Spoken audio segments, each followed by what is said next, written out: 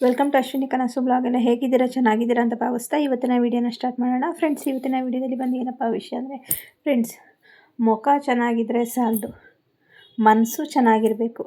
ನಿಜ ಅಲ್ವಾ? ಮೇಲ್ನೋಟಕ್ಕೆ ಪ್ರೀತಿ ತೋರಿಸೋದಲ್ಲ, ಒಳಗಿಂದನೂ ಪ್ರೀತಿ ಇರಬೇಕು. ಹಾಗೆ ಕೆಲವರು ಮುಖ ಮಾತ್ರ ಚೆನ್ನಾಗಿರುತ್ತೆ, ಅವರೊಳಗೆ ಕೊಳೆತ ಶವಕ್ಕಿಂತ ಹೆಚ್ಚಾಗಿರುವಂಥ ದ್ವೇಷ, ಹಸುವೆ, ಹೊಟ್ಟೆ ಕಿಚ್ಚು ತುಂಬ್ಕೊಂಡಿರುತ್ತೆ. ಒಬ್ಬರು ಮುಂದೆ ಹೋಗೋದನ್ನು ಸಹಿಸಲ್ಲ, ಒಬ್ಬರು ಬದುಕೋದನ್ನೂ ಸಹಿಸಲ್ಲ, ಒಬ್ಬರು ಬಾಳೋದನ್ನೂ ಸಹಿಸಲ್ಲ, ಅವರು ಒಟ್ಟಲ್ಲಿ ಒಂದು ಚೆನ್ನಾಗಿ ಡ್ರೆಸ್ ಆದರೂ ಸಹಿಸಲ್ಲ, ಒಂದು ಏನು ತೊಗೊಂಡ್ರೂ ಸಹಿಸಲ್ಲ. ಅಷ್ಟು ಹೊಟ್ಟೆ ಕಿಚ್ಚು ಅಂದರೆ ಕೊಳೆತು ಹೆಣ ಯಾವ ಥರ ಸ್ಮೆಲ್ ಬರುತ್ತೋ ಆ ಥರ ಅವರ ಒಂದು ಮನಸ್ಸೊಳಗೆ ಇರುತ್ತೆ. ಆದರೆ ಮೇಲ್ನೋಟಕ್ಕೆ ಮಾತ್ರ ನಯವಾದ ಮಾತು, ಶುಭ್ರವಾದ ಮಾತು, ಪರಿಶುದ್ಧವಾಗಿ ನಯ ನಾಜೂಕಲ್ಲಿ ಕೂದಲಲ್ಲಿ ಎಳೆ ತೆಗಿಯೋಂಗೆ ಮಾತುಗಳು ಇವೆಲ್ಲ ನಡೀತಾ ಇರುತ್ತೆ. ಅಂದರೆ ಅವ್ರ ಮನಸ್ಸೊಳಗೆ ಎಷ್ಟು ವಿಷಯ ತುಂಬ್ಕೊಂಡಿರ್ತಾರೆ ಅಂದರೆ, ಎರಡು ತಲೆ ಅವನ್ನ ಬೇಕಾದ್ರೂ ನಂಬೋದು, ಇಂಥ ಮನುಷ್ಯರುಗಳನ್ನ ನಂಬೋಕ್ಕಾಗಲ್ಲ. ಯಾಕಂದರೆ ಮೇಲ್ನೋಟಕ್ಕೆ ಚಿನ್ನಾರನ್ನ ಬಂಗಾರ ಹೆಂಗೆ ಬೇಕಾದ್ರೆ ಹೇಳ್ತಾರೆ ರೀ, ಹಂಗೆ ಚಂದ ಹಿಂಗೆ ಚಂದ ಅಂತ. ಅಕ್ಕಪಕ್ಕದವರೇ ಆಗಲಿ, ಫ್ಯಾಮಿಲಿಯವರೇ ಆಗಲಿ, ಜೊತೆಗುಟ್ಟ ಅಕ್ಕ ತಂಗಿರೇ ಆಗಲಿ ಅಥವಾ ಅಣ್ಣ ತಮ್ಮಂದಿರೇ ಆಗಲಿ, ಯಾರೇ ಆದರೂ ಅಷ್ಟೇ, ಮೇಲ್ನೋಟಕ್ಕೆ ಚೆನ್ನಾಗಿದ್ದು ಒಳಗೆ ಎಷ್ಟು ತಡ್ಕೊಳ್ಳೋರಾದಷ್ಟು ವಿಷಯ ಇಟ್ಕೊಂಡಿರ್ತಾರೆ. ಆ ವಿಷಯನ ಅವರು ಯಾವ್ಯಾವ ಥರ ಕಕ್ತಾರೆ ಅಂದರೆ ಹೇಳೋಕ್ಕೆ ಆಗಲ್ಲ. ಅಂದರೆ ನಮ್ಮ ಜೊತೆ ಚೆನ್ನಾಗಿರೋ ಥರ ನಟನೆ ಮಾಡ್ತಾರೆ. ನೀವು ಹೀಗೆ ಕಂಡ್ರೆ ಹಾಗೆ ಅಂತ ನಮ್ಮನ್ನು ಹೇಗೆ ಹೊಗಳ್ತಾರೆ ಅಂದರೆ, ಹೊಗಳಿ ಅಟ್ಟಾಗಿ ತೊಗೊಂಡೋಗಿ ಏರಿಸಿರ್ತಾರೆ. ನಮಗೆ ಗೊತ್ತಿರುತ್ತೆ, ಆದರೆ ಇವರು ಮೇಲ್ನೋಟಕ್ಕೆ ಚೆನ್ನಾಗಿದ್ದಾರೆ ಅಂತ. ಯಾವತ್ತೂ ಮನುಷ್ಯನಿಗೆ ಮುಖ ಚೆನ್ನಾಗಿದ್ದು ನಾವು ಅಂದವಾಗಿದ್ದೀವಿ, ಆಕರ್ಷಣೀಯವಾಗಿದ್ದೀವಿ ಅನ್ನೋದು ದೊಡ್ಡದಲ್ಲ. ಅದಕ್ಕಿಂತ ಮುಖ್ಯವಾದದ್ದು ಮನಸ್ಸು. ಆ ಮನಸ್ಸಲ್ಲಿ ಸಾಧ್ಯ ಆದಷ್ಟು ಪ್ರೀತಿ, ವಿಶ್ವಾಸ, ಒಂದು ಒಳ್ಳೆ ಮಾತು ಅನ್ನೋದು ಇರಬೇಕೇ ಹೊರತು, ಯಾರು ಏನೋ ತೊಗೊಂಡ್ರ ಒಳ್ಳೆ ಮನಸ್ಸಿಂದ ಒಳ್ಳೆಯದಾಗಲಿ ಅಂತ ಆಶೀರ್ವಾದ ಮಾಡಬೇಕು, ಪ್ರೀತಿಯಿಂದ ಮಾತಾಡಿಸ್ಬೇಕು, ಒಳ್ಳೆ ಮನಸ್ಸಿಂದ ಆಶೀರ್ವಾದ ಮಾಡಿ. ಭಗವಂತನಿಗೂ ಪ್ರಿಯ ಆಗುತ್ತೆ, ದೇವರು ಮೆಚ್ಚುತ್ತಾನೆ. ಅದು ಬಿಟ್ಬಿಟ್ಟು ಮೇಲ್ನೋಟಕ್ಕೆ ಚೆನ್ನಾಗಿದ್ದು ಒಳಗೆ ವಿಷಕಾರಿ. ಕೆಲವರು ನೋಡಿ, ಎಷ್ಟೇ ನೋಡಿ ಅಂದವಾಗಿರ್ತಾರೆ, ಆದರೆ ಅವ್ರ ಮನಸ್ಸೊಳಗೆ ಎಷ್ಟು ವಿಕೃತವಾಗಿರುತ್ತೆ ಅಂದರೆ, ಚೆನ್ನಾಗಿದ್ದಿದ್ದೇ ನಮಗೆ ಕೆಟ್ಟದ್ದು ಬಯಸ್ತಾ ಇರ್ತಾರೆ. ಮೇಲ್ನೋಟಕ್ಕೆ ನೀನು ನನಗಿಷ್ಟ, ನೀನು ಚೆನ್ನಾಗಿ ಬೆಳೀತಾ ಇದೆಯಾ, ಬೆಳಿ ಅಂತೆಲ್ಲ ಹೇಳ್ತಾ ಇರ್ತಾರೆ.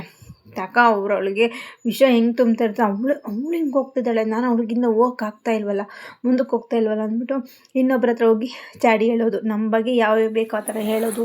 ಆಮೇಲೆ ದೇವರು ದಿಂಡ್ರು ಕೈ ಮುಗಿಯೋದು, ನಾವು ಮಾಡೋ ಕೆಲಸಗಳಿಗೆಲ್ಲ ಅಡ್ಡಿ ಆತಂಕ ಮಾಡೋದು, ಇಂಥದ್ದೆಲ್ಲ ಮಾಡ್ತಾ ಇರ್ತಾರೆ. ಅಂದರೆ ಅವರು ನೋಟಕ್ಕೆ ಮಾತ್ರ ಚೆನ್ನಾಗಿರ್ತಾರೆ, ಅವರೊಳಗೆ ಅಷ್ಟೇ ಕೊಳಕತನ ತುಂಬ್ಕೊಂಬಿಟ್ಟಿರ್ತಾರೆ. ಎಷ್ಟು ಅಂದರೆ ನಾನು ಆವಾಗಲೇ ಹೇಳ್ದಂಗೆ ವಿಷಕಾರಿಗಳು ಅಂತಲೇ ಹೇಳ್ಬೋದು. ಫ್ರೆಂಡ್ಸ್, ನಮಗೆ ಸಾಧ್ಯ ಆದರೆ ಒಬ್ಬರಿಗೆ ಒಳ್ಳೇದು ಬಯಸ್ಬೇಕಂತೆ, ಇಲ್ಲ ಕೆಟ್ಟದ್ದು ಬಯಸ್ಬಾರ್ದು. ಇಲ್ಲ ಒಬ್ಬ ವ್ಯಕ್ತಿ ಆಗಲ್ವ ನಮಗೆ, ಅವರಿಂದ ಅಂತರ ಕಾಯ್ಕೋಬೇಕು, ಅವ್ರಿಗೆ ಕೆಟ್ಟದ್ದು ಬಯಸ್ಬಾರ್ದು. ಮತ್ತು ಇನ್ನೊಂದು, ಬೆಳೀತಾ ಇದ್ದಾರಾ ಅವ್ರು ನೋಡಿ ನಾವು ಖುಷಿ ಪಡಬೇಕು.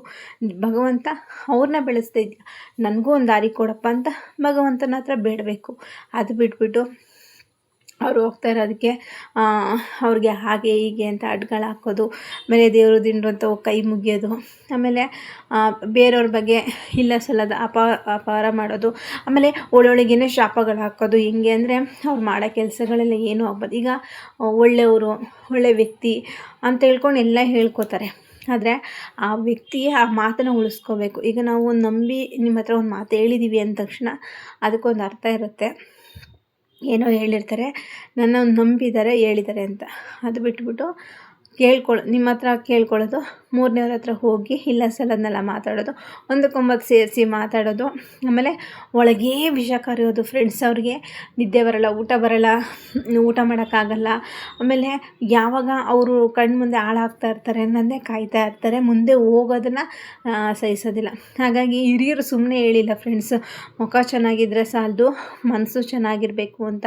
ಒಳ್ಳೆ ಮನಸ್ಸಿಂದ ನೀವೇನಾದ್ರು ಮಾಡಿ ಫ್ರೆಂಡ್ಸ್, ದೇವ್ರ ಬಲ ನಿಮ್ಮ ಜೊತೆ ಇರುತ್ತೆ. ಅದು ಬಿಟ್ಬಿಟ್ಟು ಮೇಲೆ ಸಿಂಗಾರ ಮಾಡಿಕೊಂಡು ಒಳಗೆ ತಳಕ್ಕೆ ಹಿಡ್ಕೊಂಡ್ರೆ ಯಾವ ದೇವ್ರಿಗೆ ಹೋದ್ರೂ, ನೀವು ಎಷ್ಟೇ ದೇವ್ರಿಗೆ ಮಾಡಿದ್ರೂ ದೇವರು ಕೈ ಹಿಡಿಯೋದಿಲ್ಲ. ನೀನು ಎಲ್ಲಿಂದ ಎಲ್ಲಿಗೆ ಹೋಗು, ಕೈ ಹಿಡಿಯೋದಿಲ್ಲ. ಭಗವಂತನಿಗಿರ್ಬೇಕು ಏನು ಗೊತ್ತಾ, ಒಳ್ಳೆ ಮುಖ ಇದ್ದ ತಕ್ಷಣ ಒಳ್ಳೆ ಮನಸ್ಸಿರಬೇಕು. ನೋಡಿ, ಒಳ್ಳೆ ಮನಸ್ಸಿರೋರಿಗೆ ಲಕ್ಷಣ ಅನ್ನೋದಿರೋದಿಲ್ಲ, ಲಕ್ಷಣ ಇರೋರಿಗೆ ಒಳ್ಳೆ ಮನಸ್ಸಿರಲ್ಲ. ಇದು ತುಂಬ ಜನಗೆ ಎರಡೂ ಇದ್ದರೆ ಭಗವಂತನ ಸೃಷ್ಟಿಲಿ ಉಳಿಗಾಲನೇ ಇಲ್ಲ.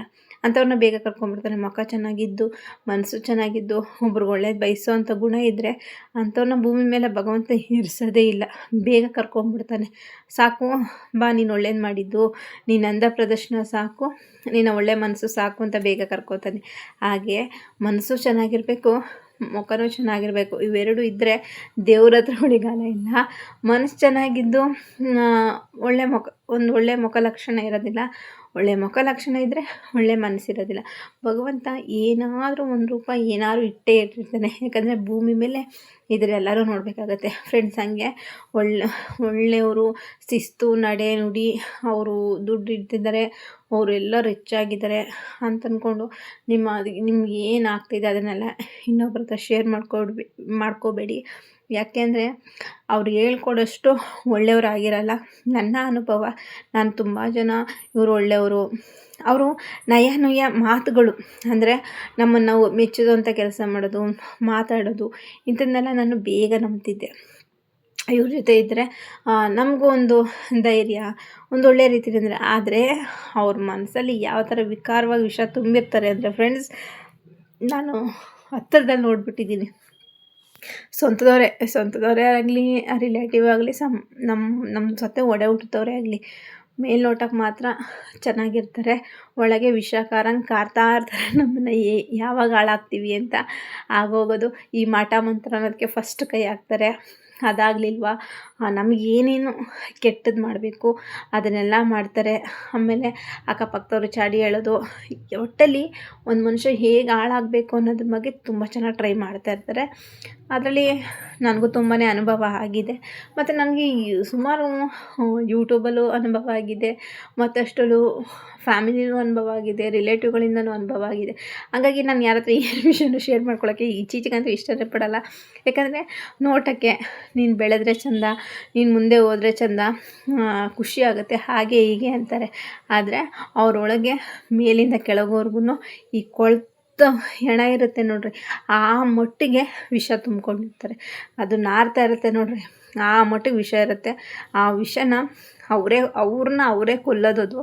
ಭಗವಂತ ಅಲ್ಲೇ ಕೊಡಿಸ್ತಾ ಇರ್ತಾನೆ, ಅವ್ರ ಮುಂದಕ್ಕೆ ಬರೋಕ್ಕೆ ದಾರಿ ಮಾಡಿಕೊಡಲ್ಲ.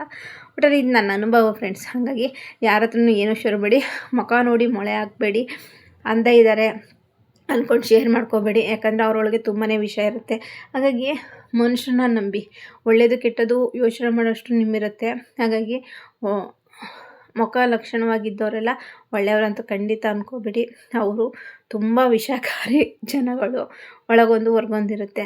ಹಾಗಾಗಿ ಆದಷ್ಟು ಅವರಿಂದ ಅಂತರ ದೂರ ಮಾಡ್ಕೊಳ್ಳಿ, ನಿಮ್ಮನ್ನು ನೀವು ಸೇಫ್ ಮಾಡ್ಕೊಳ್ಳಿ. ಮತ್ತು ಏನೇ ಒಂದು ವಿಷಯನೂ ಶೇರ್ ಮಾಡೋಕ್ಕೆ ಹೋಗಬೇಡಿ. ಯಾಕಂದರೆ ನಮ್ಮ ಮನೇಲಿ ನಮಗೆ ಈಗ ಒಂದು ಏನಾದ್ರು ಆಗ್ತಾಯಿದ್ರೆ ಅಂತ ಸಹಿಸೋವಂಥ ಜನಗಳು ಯಾರೂ ಇರೋದಿಲ್ಲ. ಈ ವಿಡಿಯೋ ಇಷ್ಟ ಆದರೆ ಒಂದು ಲೈಕ್ ಮಾಡಿ.